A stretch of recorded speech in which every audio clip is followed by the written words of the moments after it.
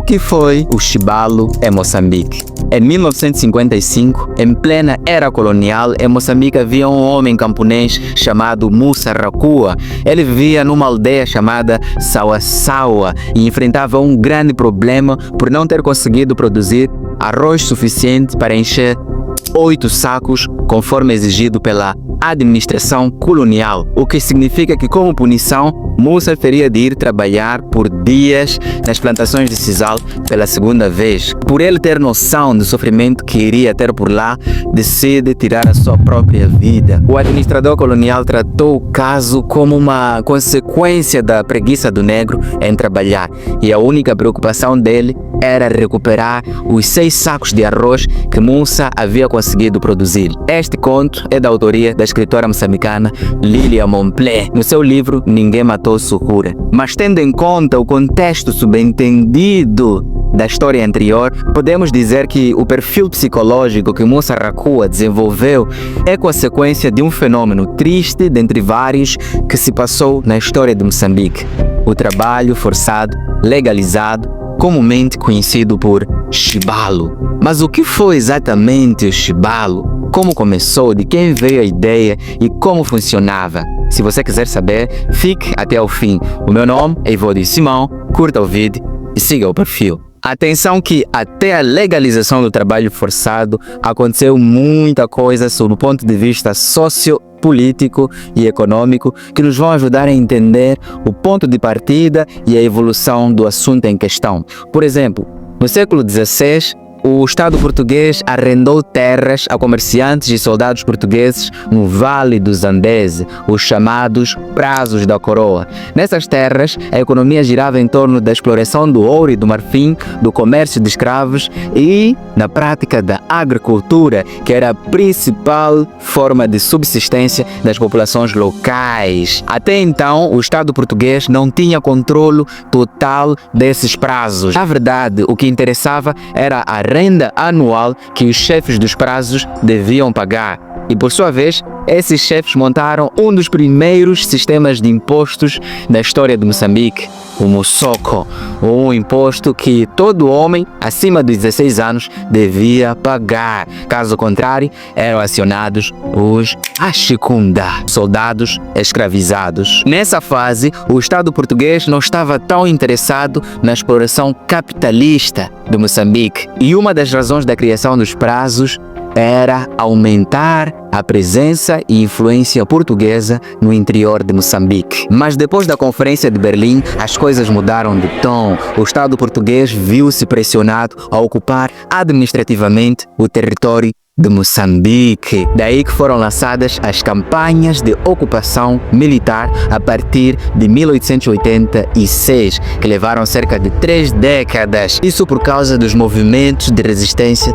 por parte dos chefes moçambicanos. Mas acontece que quanto mais Portugal ocupava os territórios de Moçambique, mais ficava sem recursos, sem dinheiro para mantê-los. E para piorar, o maior negócio dos últimos séculos havia sido abolido. Estou a falar do comércio de escravos. A partir daí começam a florescer outros pensamentos. Ocupamos terras. Chegou a hora dessas terras produzirem lucro. Daqui em diante, vamos assumir métodos robustos para explorar o máximo dos recursos das colônias, com ou sem o nosso dinheiro. Vamos colocar tudo e todos a trabalhar. Mas, chefe, quem vai trabalhar? Calma, Andrade, calma. Está tudo aqui. Contratado, ótimo ator, agora pode ir. Não foi necessariamente nesses termos, mas a partir das últimas décadas do século XIX, a ideia do Estado português passou a ser basicamente essa. Essas ideias eram sobretudo alimentadas pela classe intelectual política do Estado português. Na verdade, sobretudo por uma figura chamada Antônio Enes. Só para você ter ideia, foi ele quem formulou as primeiras leis do trabalho em Moçambique. Na verdade, ele foi uma peça importante para a abertura do caminho para a entrada do capitalismo em Moçambique. Uma vez que os portugueses conseguiram ocupar o território de Moçambique e estavam sem dinheiro para investir na exploração dos recursos de Moçambique, o Estado português decidiu arrendar 2/3 do território moçambicano a empresas inicialmente de investimento estrangeiro. Estou a falar das famosas companhias majestáticas e arrendatárias que você estudou lá na escola.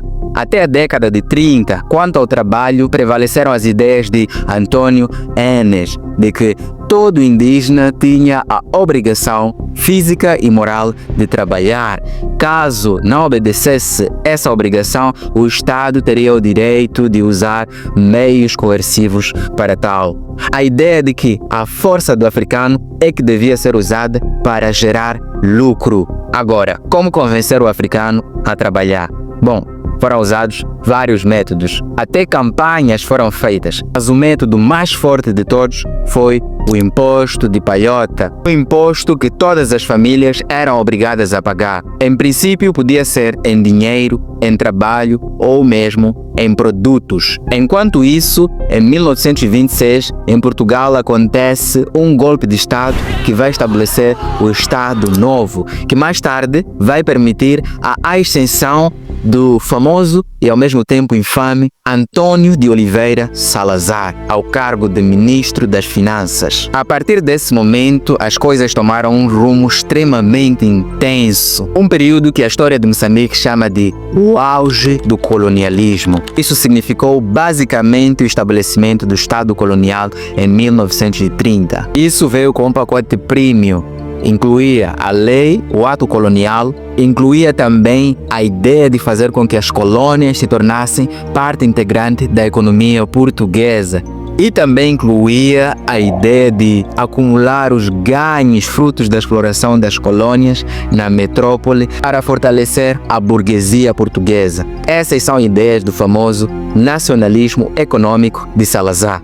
A partir desse momento, as coisas ficaram mais intensas. O trabalho forçado foi oficializado descaradamente. O algodão, o arroz, o milho, entre outras culturas de exportação, passaram a ser de cultivo obrigatório. As companhias entregavam sementes às populações e determinavam que quantidade devia sair dali. Não importava se choveu ou não choveu, se a terra era propícia para aquele tipo de cultura, não importava, tinha que produzir. Nesse período, a única opção para quem não conseguia pagar o imposto de palhota era fazer dias a trabalhar nas plantações, sendo vigiado por cipaios ou mesmo pelos próprios colonos, e sob condições deploráveis. Por isso, Mussa Racua preferiu tomar aquela decisão. Mas diferente de Mussa Racua, a maioria das pessoas preferiam fugir para outros sítios. Daí, o Estado colonial pensou,